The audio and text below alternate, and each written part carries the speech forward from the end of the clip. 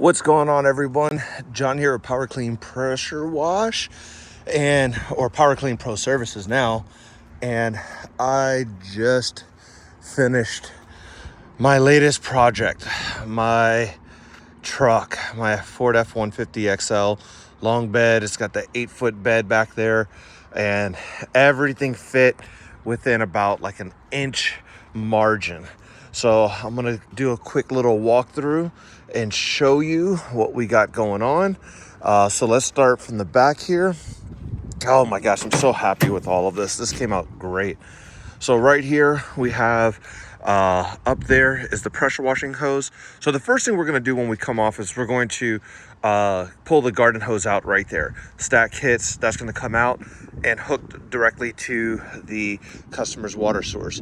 Now I don't have, ideally this would be side mount on the side over there, but didn't have it in the budget to, spend for the full-on skid. So I bought this aluminum pallet down here, which works fantastically. I got it from Uline, about $3 and some change, almost $400.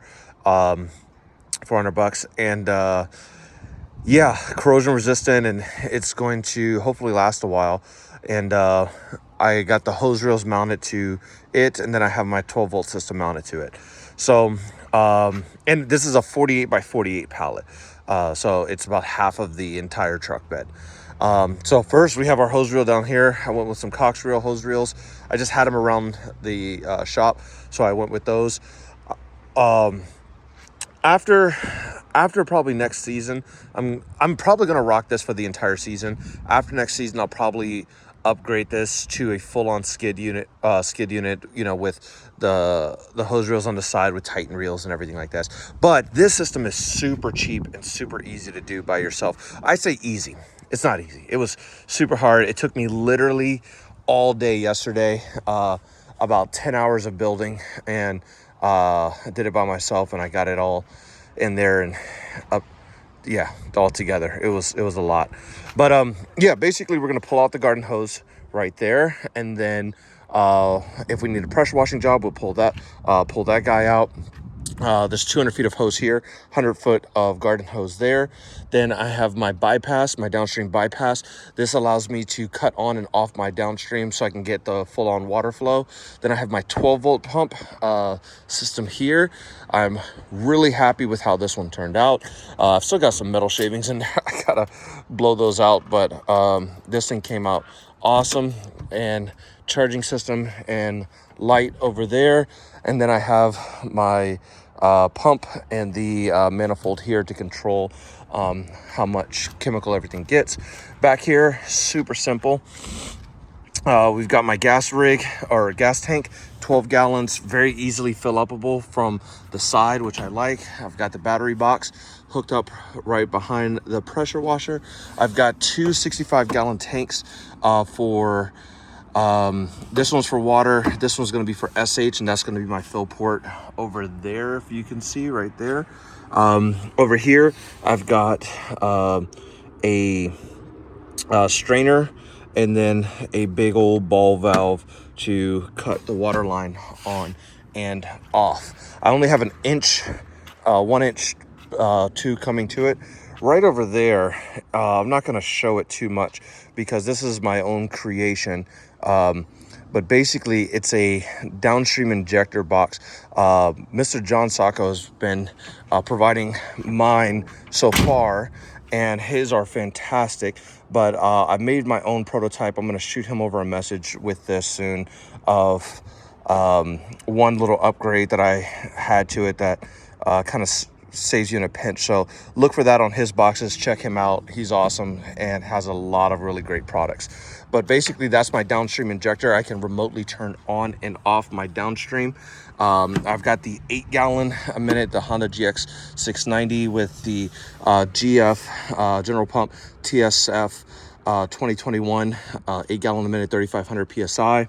And I've got one tank over here just for my soap. And then there's a spot over there or over here if I need to do like degreaser or anything. I can just mix together a 5-gallon bucket.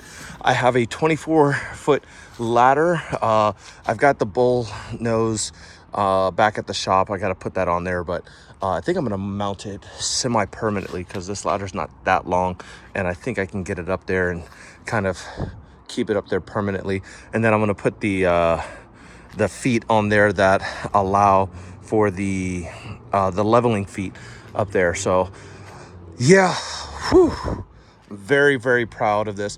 It's so funny because I've had two separate people. So I have a big van. I have a huge van. You guys have seen it. I have a big van, the Chevy 3500 that's full of pressure washing stuff. I park it in front of my house all the time. I pull stuff in, I pull stuff out of it all the time. And I've had this truck parked here, off and on, time and time again, and it's had my pressure washing stuff in it. Because of the look and feel of this setup, though, I've had two of my neighbors say, "Oh, so you do pressure washing?" And I'm like, "Bro, you have seen my huge van. This is crazy." Like, for some reason, they see this setup and they give me more credibility, which is insane. Two neighbors I talk to all the time, both asked me, like, "Oh, you do pressure washing?" Or, "Oh, how long have you had this truck?" And this truck is parked here. This truck has been parked here a number of times, but the look and feel of this truck is really, validating in their eyes, which is really interesting. It's a very interesting social experiment, and yeah, just very, very interesting. Either way, guys, I want to thank everybody in the pressure washing communities for helping me get to this point where I can build something like this. All the little tips and tricks and ideas and everything that you guys have provided have allowed me to get to a point where I can build something like this. It's pretty inexpensive. The tanks, I think they're about, the sticker's still on, $219.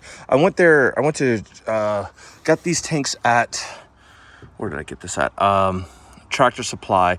It has a bulkhead on the SH one, but I put a plug on the inside and outside, and some filler material, and it held up on my other one, so hopefully it holds up here. I will be upgrading these to 100-gallon tanks. That's the next upgrade that's coming. I'm gonna get those big dragon tanks, the tall boys. But let me see.